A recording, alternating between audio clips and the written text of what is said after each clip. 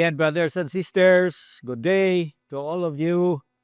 As always, praying and upholding each one of you unto the Lord. The Bible says in Philippians 1 verse 6, He who began a good work in you, praise be to God, He is faithful. He will bring it into completion. He will finish it. Hallelujah. We keep on walking with the Lord as the Bible encourages us to do. And so, at all times, difficult times, easy times, rainy seasons, dry season, whatever is the season of our life, we have to continue walking with the Lord. Praise be to God. This has been a long series since the pandemic. And, there is no stopping until the Lord returns. And when He comes back, He will take us unto Himself. That's for sure. And we will be with Him forever and forever. Praise be to God. Only the Lord knows what exactly will happen unto each one of us when He comes back. Praise be to His name. Meanwhile, we have a work to do. Tell yourself, I have a work to do. Tell your neighbor, your seatmate, we have work to do. Remember the other Sunday we were talking about how blessed is the servant that when his master comes back, the master will find him doing his work. When the master finds him doing the work of that servant, blessed is that servant. But when that servant will think, my master will take a long while before he comes back, so he spends his time doing nothing, or he spends his time maghimo og mga binuang, manumbalay, magdusilingan, maglangan-langan. Nya pagbalik sa agalon, wala siya maabting nga nagatrabaho kay tuas siya sa ikas balay nagmarintis tanggal sa trabaho. Mapinalize pa siya. Muna padayon kita mga igsoon diya kay Lord. Amen. Praise God. In Hebrews chapter 13, this is a long epistle. Scholars have debated for some time in the past to determine who was the real author. Kinsa gyud ang nagsulat sa libro sa mga Hebrehanon. Most scholars believe it was the Apostle Paul, but he opted not to mention his name in his letter. Some others would say Timothy. Whoever is the physical or human author, dili man importante kay ang mensahe gikan man kay Lord. Ang human authors, instrument lang man sila para masulat, pero ang mensahe gikan gyud sa Dios. Amen. Ingana ang atong pagtan-aw sa iyang pulong, ang Biblia, ang balaang kasulatan, pulong sa Dios. Praise be to God. Although tao ang nagsulat, kay dili man makasulat ang baboy, ang iro, ang kanding, di man makasulat, tao yun ang gigamit sa Ginoo para masulat ang iyang pulong, pero ang pulong, ang mensahe, gikan sa Dios. Iya sa Dios ang pulong. So sa katapusan na chapter sa Book of Hebrews, I just went directly to this chapter. Final or concluding exhortations. Usually sa manghimo man kag sulat, most of you nakahimo na magsulat, and you send it to your friend or to your loved one, maybe a relative, or sometimes nagsulat ka kay maningil kag utang. Naanay mga mensahe sa katapusan as you come to the end of your letter na kay mga importante nga mga usahay pahinungod, usahay pod mga greetings, Usually sa mga sulat ni Apostle Paul nasa mga greetings. Pero napod sa mga last minute nga mga tugon, Mga pahinumdom, paimangno, napoy mga sugo o request nga iyang ginabuhat. Hindi ni mga exhortations, pipila ka exhortations ni adini sa Hebrews chapter 13. Ang verse 1, niyang usa sa mga exhortation o mga pagdasig, Mga pagdasig. Practical ni siya, dili ni theological, doctrinal, dili practical siya. So ang verse 1, keep on loving each other as brothers. Padayon kamo nga maghinigugmaay sa usag-usa ingon nga mga magsuon. Kay tinud gud ana, no? Mga magsuon kita diha sa Ginoo. Those of you who have belonged to DCC, no, as a spiritual family na magsuon, brother, sister, kanindot yun kayo gani ang tawag nato ana, no? Brad, sister, ana no? Or sa Bisaya, bro, igsuon, kuya or ate. Very good. Nindot kayo siya. Pero this should also be including katong mga igsuon po nato nga isa dili pareha ang name tag nga gigamit ba, no? Dili DCC lahira nga pangalan kay kana mga tawhanon nga pangalan dinhi ra man na sa yuta, gumikan man pud na sa requirement sa gobyerno. Ang gobyerno nato mao na nag-require man nga mag-come up ka og pangalan nimo labi na og magparesto ka sa Securities and Exchange Commission. Di man pwede nga gamiton nimo tong mga unang pangalan nga na rehistro na. Mo come up yung kaglaing pangalan. But ang atong pagkamagsuon dili man tungod sa pangalan sa nimtag nga gigamit, kundi tungod sa una atong pagtuo kang Ginoong Jesucristo bilang Ginoong manluluwas nato, no? Diha niya na nahimo kitang mga magsuon. In fact, si Jesus nahimo nga atong igsuon, ang Diyos Amahan niya sa langit nahimo nga atong amahan. Bos kita tanawan na, no? Tanawon nimo karon sa palibot, no? Basta Kristiyano, lain-lain nga denominasyon, lain-lain nga sekta, basta Kristiyano, o sangpit yun na samahan. Mag-ampo, no? Ginamit ang pattern sa Matthew chapter 6 nga gitudlo ni Jesus sa mga disipulo. So our Father who art in heaven, ana, kada usa nato nahimo tang igsuon kay usa ka amahan natong gisangpit, Disyembra nga amahan. Usa ka Ginoong Jesucristo ang atong gisaligan alang sa kasiguruhan sa atong kalag, alang sa kapasayloanan sa atong mga sala, no? Usa ra ka espiritu ang atong giinom, atong gidawat. Nya nanimuyo na sa atong kaugalingong kinabuhi. Ngang atong lawas yang gihimong templo, the same spirit na. Usop dapat the same spirit Kay naman po laing espiritu ilang gidawat. Na espiritu sa kaaway, espiritu nga limbungan, espiritu nga tikasan, espiritu nga bakakon, espiritu nga mangingilan, ana ba? The Holy Spirit gyud nga ison kaya nga holy siya kay lahi siya timasahi siya. Walay sama kaniya. So the same spirit na, Holy Spirit, that makes us brothers. The same precious blood of Jesus that was applied on us by faith, washing away all our sins. Hallelujah. Amen. And is now flowing, no? Maura nga miling dugo ni Jesucristo nga nagpasaylo sa tong mga sala, naghugas sa tanang kahugawan sa tong hinabuhi. Maura nga hamiling dugo nga nanalaytay sa atong mga kaugatan nga espiritual. Hallelujah. Nahimo kitang mga magsuon. Amen. O bilang mga magsuon, mo na maghilig og maay, no? Kay pangit man ang magsuon mag-inawayay. Pangit kay magsuon, mag-away, magdumot, magdinautay pa, magsuon mo, ya magdinautay mo, kangil ada na. No? Kahugawan na sa pamilya. Halimbawa lang, no, kung ay usa ka pamilya nga ang mga anak nga magsuon manggiaway, no, maglupad ng mga plato, ginukuray kutsilyo, no? Kangilad, kaulawan ka na sa ginikanan. Sa mga relatives po, maulaw, mga parente. Mao na yung mga magsuon, di ba relative na ninyo, di ba agaw ninyo na niya mag-away, kaulawan na. Mao na nga nagtambag ang nagsulat nga padayon kamo nga maghigong maay, ingon nga mga magsuon. Padayon, no? Patubui pa, dugangi pa ang paghigong maay. Hallelujah.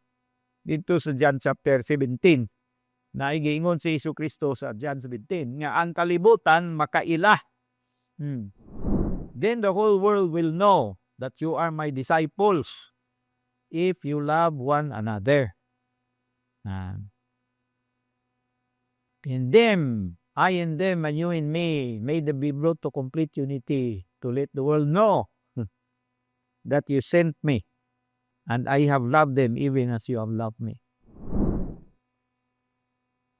Ang ilhanan nga kita nahimong mga tinunan, kanang nakakaton na ta pagigugma sa atong mga kaigsuonan. Even those who are difficult to love, no? Say namang yung mga tao nga murag lisod sila magustuhan nato ba. Dili likeable, mga sobra kahilomon, ana. Pero ang gugma nga gitudlo sa kasulatan dili man gugma nga base sa pagbati, kundi gugma siya nga gumikan sa atong pagtuo, makaila kita kumpinsa ang Dios nga tinuod ug buhi, nanugyan kita ngadto kaniya. Tungod niya na nagasugot kita kaniya. So ang gugma nagsumikad sa pagkamasinugtanon. Dili kay ang gugma nga base ka pagbati, kundi gugma nga base sa kamaturan nga may tinguha sa pagtuman. Nagingon si Jesucristo, kung may gugma kamo kanako, tumanon ninyo ang akong mga sugo.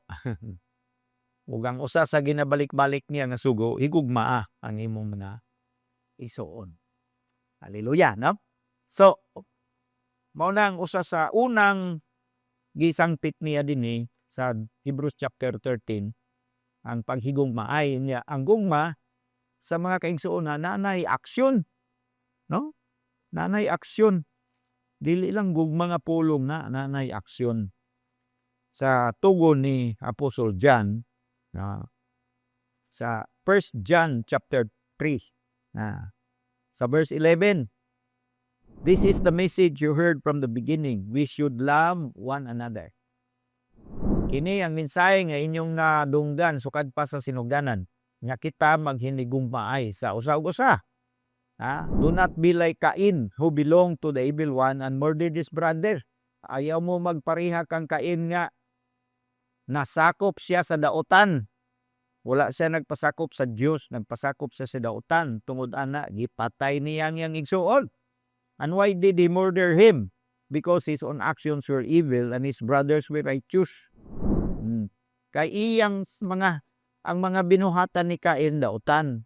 Niyang binuhatan sa igsuon nga si Abel matarong. Nasina siya sa binuhatan sa iyang igsuon nga matarong. Kay ang iyang igsuon nga matarong, gidawat ang iyang gibuhat kay matarong man ang iyang pagbuhat. Nasina siya iyang gipatay. Do not be surprised, my brothers, if the world hates you. We know that we have passed from death to life because we love our brothers. Tanawa sa verse 13, no? 14. We know that we have passed from death to life. Nasaid kita nga kita nakalabang na gikan sa kamatayon ngadto sa kinabuhi. Tungod kay gugma naman ta sa tong igsoon. Anyone who does not love remains in death. Bisan kinsa nga wala may gugma nagpabilin nga naa sa kamatayon. Verse 15. Anyone who hates his brother is a murderer. Bisan kinsa nga nagdumot sa iyang igsoon mamamatay tao. And you know that no murderer has eternal life in him. No lagi na nga dili pwede nga magsuon mo diha sa Ginoo ug unya imo siyang dumtan. Dili ka may gugma kaniya, dili na pwede. Kay kung ingana, mapareha ka ni Cain. Verse 16, this is how we know what love is. Jesus Christ laid down His life for us. Unsay itsura sa gugma? Unsang hulagway sa gugma? Si Kristo. Siyang hulagway sa tinuod nga gugma. Paano kita nahibaw nga tinuod ang iyang gugma? Gihalad niya ang iyang kaugalingon para nato. Gihatag niya ang iyang kaugalingon para kanato. Tungod ana ingon ang last portion sa verse 16, we ought to lay down our lives for our brothers. Tungod ana angay kita nga maghalad sa atong makinabuhi para sa atong igsuon. Buti pasabot. Practical nga expression ba sa atong pagigugma sa atong igsuon kanang mo silbi ngadto ka diya, no? Nindot kaayo na siya nga lihok ba? No, dili lang atong ingnon nga ganahan ko nimo or I love you brother I love you with the love of the Lord. Nabe kanta na, oh I love you with the love of the Lord. Ana dili lang nga pulos kanta, no? Nanay practical nga pasundayag. Upakita nimo pinagi sa imong lihok. maghalad ka sa imong kinabuhi para kaniya. Dili kinahanglan mamatay gyud ka para niya, no, kay tanaban tabangan nimo siya yung mga ganyan unsa pa nga imong buhaton. And then sa verse 17, if anyone has material possessions and sees his brother in need but has no pity on him, how can the love of God be in him? Dear children, let us not love with words or tongue, but with action and in truth. This is how we know that we belong to truth and how we set our hearts at rest in His presence. Dili lang ulong, kundi uban sa buhat. Amen. Nabalik dito sa Hebrews chapter 13, sa verse 2, do not forget to entertain strangers. Ayaw ka mo makalimot pagtagan sa mga dumuduong, sa mga estranghero. Kay sa pagbuhat sa ingon, ang uban wa makaila, anghel di ay itong ilang gitagad. Some people have entertained angels without knowing it. Anugo, no? Sayang kayo, no? Anghel man di ay itong nanangpit diya sa imong pultahan niya, wa man ka managad, wa ka magtagad, wa ka mag-entertain kanila, giisnab nimo, anghel diya ito. Nada yung tatoy minsahi para kanimo nga gikan sa langit. What if nagdala to siya og panalangin nga dako, halang doon, bulawanon nga panalangin nga unta kanimo, pero kay wa man ka managad, ning pauli siya, dala ra pod niya balik ang iyang panalangin. Kaanugon. Mo na nga, nagtugon ang nagsulat, ayaw kalimot pag-entertain. Sabagay, dili man tanan anghel matarong na may anghel sa kangit-ngit. Angel of darkness, no? Napoy angel of death, talak ka. Kapiligro, ana. No? Mo na nga kinanglan, discernment ang buhaton sa usa ka Kristiyano. Verse number 3, remember those in prison as if you were their fellow prisoners, and those who are mistreated as if you yourselves were suffering. Nagtawag siya kanato, nag-agni siya kanato nga mahimong puno og simpatiya ba niadtong mga nag-agi og kalisdanan. Halimbawa, naa sa prisuhan, dili lang ni tanang naa sa prisuhan, those in prison na. Kung dili mga igsuon ba, labi nag mga igsuon niya na priso, o dumdumon nimo na pinaagi sa mga pag-ampo, pinaagi sa pagduaw, mga igsuon ni nagisgot ni siya mga igsuon. Dito sa sinulat ni Pablo sa Galacia, naa siya'y naminson diri nga. Ganahan ko ba? Nakamention siya og pulo nga especially. Galatians 6 sa verse 10. Therefore, as we have opportunity, let us do good to all people, especially those who belong to the family of believers. So, samtang nakitay kahigayunan, buhaton nato ang maayo ngadto sa tanang mga tao. Pero labi na gyud ni adtong sakop sa pamilya sa magtotoo. No, pag igsuon nga nimo, special na siya para kanimo, no? Na atong pinasahi nga pagtagan kay special man siya lagi. Kung naata sa kalisdanan nya way motabang nato, sakit ya kun hunaon. Pero pag naay motabang, bisan pag-ampo na lang, naay magtikpik, tatong abaga, maghapuhap sa atong lunghan, kay maura po ilang makayang buhaton, kay sila po galisod po kung sa lapianong bahin ang ikinanglan. No? Mao nga salamat sa Ginoo sa iyang pagtabang. Yanhi ka nato. So hinumduman nato sila. And then sa verse 4, Hebrews 13, balik sa verse 4, ingon siya, marriage should be honored by all. No? Ang kaminyoon dapat pasilunggan sa tanan. Buti pasabot tanan ng minyo ba? No, kamo nga mga minyo na ba? Pasilunggi ang inyong kaminyoon. And the marriage bed kept pure, no? Ang higdaanan sa mangtiayon, tipigan nga kini putli pirmi, bantayan nga putli pirmi. Unsay pasabot ana? Kana bang dili nimo hugaw-hugawan ba sa puti pasabot ana? Inyo hamanang katri ayaw nagpahigdai og laing katri o laing babae o laing lalaki. Kamura na diha sa mangtiayon, no? Mao nang pasabot. Lakton nga pagkasulti, bawal nang manapaw. Mga immoral nga mga kalihukan, dili na maayo sa magtotoo. Ang magtiayon, magamping na ang ilang pagkamagtiayon, dili mabulingan. Abi ninyo karon sa atong kapanahonan karon, gali nga kahugawan, ana na bahi, no? Pagipauso, kanang magbulag, ninyo na po, diborsyo, ala, legal na sa tanang nasod sa tibuok kalibutan. Halos legal na tanan. Murag duha na lang kanasod daw ang officially wala magtugot og legal nga divorce. Ang Pilipinas ug ang Vatican. Ambot unsa ka tinuod na. But of course we know in the Philippines, no, divorce is not yet officially recognized. But how long will the government stand? The pressure is mounting. Padayon, no? Kay gusto gyud nila nga tanan nga kaminyoon madaot, mahugawan, mao man gyud nay usa sa mga kanang tactical move sa kaaway. Pag-weaken sa society.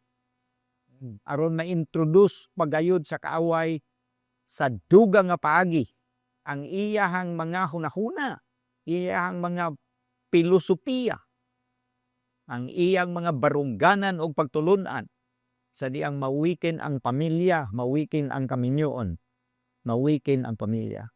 Una, mawikin ang kaminyoon, mawikin ang pamilya. Pag mawikin ang pamilya, mawikin ang katilingban. Ana siya. Mao diha pagsugod sa kahugawan sa sulod sa kaminyo. Mao nang nagtugon siya na keep the marriage bed pure. And then ang rason, for God will judge the adulterer and all the sexually immoral. Ang Diyos maghukom, magsinting siya sa tanang mga mananapaw o tanan nga mga immoral sa sexual na bahin. Hakakulba ana kung naghulat kanimo ang paghukom, no? Bisag unsa nimo kaharuhay ron, lipay siguro ka sa kasalanan nga imong ginabuhat. Daghan mang mga tawo nga ipanghinambog nila ang ilang mga conquest. Pila na ka lalaki o pila na ka babae ang ilang gipildi. Inindigay sila, handidambugay sila. No? Pero wala sila kahibaw nga nagahulat sila sa paghukom sa umaabot ng mga adlaw. Ang uban gani wala na nakaabot sila sa adlaw sa paghukom, gihukman na sila una-una. Pinaagi sa palatian, namudangat kanila na hinanali, mga aksidente, uban pa nga mga katalanman, kasakitan, kana form of judgment nga nagaabot sa ilang ginabuhi. Ang ilang pamilya na bungkag, ilang mga kabataan, nagadaot, mga drug addict, kay lagi gibulingan nila ang ilang kaminyoon. Mada nga nagtugon ang nagsulat, kinanglan pasidungdan. Kinanglan nga ang higdaanan permanenteng putli. Dili na literal, pero nindot po dong ang imong katrit nindot ba nga limpyo pud siya. O dili lang kanangyang itumbok, kundili ang morality sa sulod sa kaminyoon, padayon nga ginatuboy ang kaputli o ang pagkabalaan at tubangan sa Ginoo. Hallelujah. And then ang ikalima, na sa verse 5, no, mga panugo niya, din hinato tapuson kini nga session karon. Niingon sa dinhi, keep your lives free from the love of money. Ikaduha na ni nga keep, no? Keep on loving each other. Tulo na di ay kakip ni, kay nagiskot po siya sa kaminyoon. And then kani siya, keep your lives free from the love of money.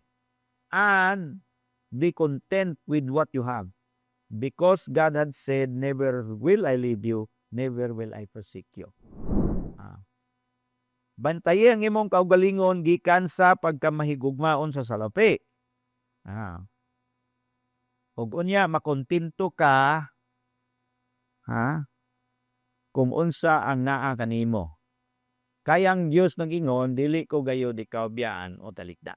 Now, this is a very powerful promise of God our Father. Now, dapat pamilyar ta kay balod ani ginatipigan nato ni siya, ginadumdum nato nangingon ang Ginoo, ang Dios sa langit, ang atong amahan nga naigugma kanato, dili ko gayud kamo biyaan o talikdan. So ingna imong kaugalingon, dili ka biyaan sa Ginoo, dili ka talikdan sa Ginoo. Ingna na imong katupad, ingna nang imong kautubang sa inyohang life group or sa inyohang house meeting, house gathering. Sulti ang usag-usa kaninyo, the Lord will never leave us nor forsake us. Pangkanindot ni nga saan? Saon ni sa atong sitwasyon karon, no? Sa ayon naman mo, duha ka gera ang nagadagan karon, nagakahitabo sa tibuok kalibutan, no? Ang gera sa Russia o sa Ukraine midangat nag-upat ka tuig kapin. Nakamahal to sa gasolina pero dili kay tanto kanig yung bag-o sukad atong Pebrero 28. Gisulong sa Amerika o sa Israel ang Iran. Iran pod ni bawas mo silang pabuto ang mga missile o mga drone. Nga layo mang Amerika subig to gipahimunot sa Israel. Unya gidahig pa nilang nasilingan. Tanang silingan nila ang UAE, ang Qatar, ang Saudi, ang Kuwait, and even ang Iraq, ilang ipabuthan. Lebanon, ilang ipabuthan. Tungod sa mao nga gira, kay diha man nag-aging 20% sa supply sa atong oil o sa ibo kalibutan nga oil, diha man moagi, ning mahalong mayo. Ang gasolina diri sa ato, ang krudo, sobra na 1 ka gatos. No? Ang 1 ka litro. Gasolina 80 kapin. Pagtuwa ka sa suok-suok ni samot. Pataw man ang mahal nga gasolina sa gasolina. Nganong mahal man ni inyong gasolina? Kay mahal man ang gasolina. Pagkuha na dito sa planta, dito sa dipo, mahal man. Sobra na gatos ang litro. Mangaot na tas tong ulo ani. Sumangutan na ka, makakaon pagata, makapalit pa pagkatagbugas. Nabisag unsaon mo na itong matik-matik, wala may kasulbaran ni nga problema sa atong kawalingon. Dili man gani ni atong gira, kalayo ragon nato, God, wa man tayo untay labot ani. Nalabot na lang ta kay mao man ang komersyo sa tibuok kalibutan. Niya man ta nagpuyo sa kalibutan. Yang gira, niya mas kalibutan. Tualan sa pikas nga kalibutan, pero kalibutan sa gugyapon ang commerce, ang trade makaison ng kay sumpay-sumpay raman. So niabot yapon sa dinhi sa ato. Nguna ting-ita sa atong mga nao kay piting nang yung mahala. Kadagawas na to atong matatuaran dito sa gasoline station. Pagpaniid, pila na sa igisakah. Pero di mangyapon, mag-uol man kag, magsigig tagtanaw din ha, pero wa may kasulbaran kung mag-uol ka. Mas may pamusalig langgod ka sa Ginoo. Di ka madlok, di ka matarantar. Kay ang Diyos, pinagi siyang pulong na gingon, dili ko kamo biyaan. Dili ko kamo nalikdan. Ang buhato nato, ingon ani Benson, padayon kita nga mag-apil sa trabaho ni Lord, no? Apil ta atong buluhaton sa Ginoo ba? No?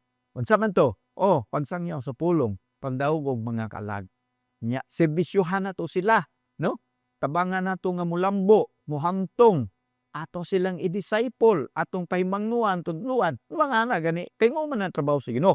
So, pag nag-apil ka ana nga trabaho sa Ginoo, suplayan gid ka sa Ginoo sa iyang panginahanglan. Maobligar gid si Lord sa imuha kung baga ba, nga iyang tumanon yun ang yan saan nga nanimo kay ikaw man tong tinakagupihan bisan pagdalisod ng kalibutan tungod kay nay mga dagkong katalagman nga nagaabot.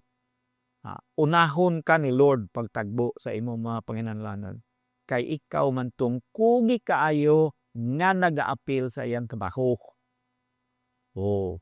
Pero kung sige lang kag pangayong pagkaon wa pong ka nag-apil sa trabaho, Nakasulat din as Biblia nga ang di mo trabaho di pakanon. Na mapas mo ka. So make it easy for God to fulfill His promise. Himuang sayon alang sa Ginoo ang pagtuman sa iyang saad nga nanimo. Sounds ang paagi. By getting involved sa iyang buluhaton. Pag-inaptik, pagkugi, pagpamunga og daghan pa. Di ba makita nimo dili nakakinanglan magsigig pangayo sa imuhang inadlaw. Kay ngano moabot ra ang imong mga panalangin. Kay nagsaad man ang Ginoo, dili ko ikaw pasagdan, dili ko ikaw biyaan. And because of that, you can say, so we say with confidence, the Lord is my helper, I will not be afraid. What can man do today? Mao nay imong isugid sa imong baba. Ang Ginoo akong magtatabang, dili ako mahadlok. Unsa may mahimo sa tao ngani kanako? Wala nay mahimo siya gawas sa itugot sa akong Dios kaniya. So basahan na balik-balika, the Lord is my helper, I will not be afraid. Ingay mong kaugalingon, the Lord is my helper, I will not be afraid. Itudlo na imong kauban dia, ikaw kauban nimo si Lord. Siya mo tabang nimo, ayaw kahadlok. Dili ta mahadlok, I will not be afraid. Dili ta madlok bisag unsa pa ang nagakahitabo sa kalibutan. Dili ka madlok. Kabangan kita sa Ginoo. Amen. Dalaygo ng iyang ngalan. Hallelujah. Salamat o Lord sa imong pulong. Labi na kining katapusan nga pulong nimo nga diin ikaw nagsaad, dili nimo kami diyaan, dili nimo kami talikdan. Salamat kay Ginoo. Ikaw ang among Ginoo. Makagagawom ka labaw sa natanan. Puno ka sa gugma, grasya o kaayet. Mangdihatagon ka, mantinud-anon ka. Salamat kay tagbuon jud nimo ang mga panginahanglan sa matagatlaw. Walay makulang nga namo Ginoo. Salamat o Lord. We bless you and honor you. Tabangi kami Holy Spirit nga padayon kaming makatutok sa among assignment sa pagsangyaw sa imong pulong ngadto sa daghan pa o pagtabang kanila nga molambo usab sila.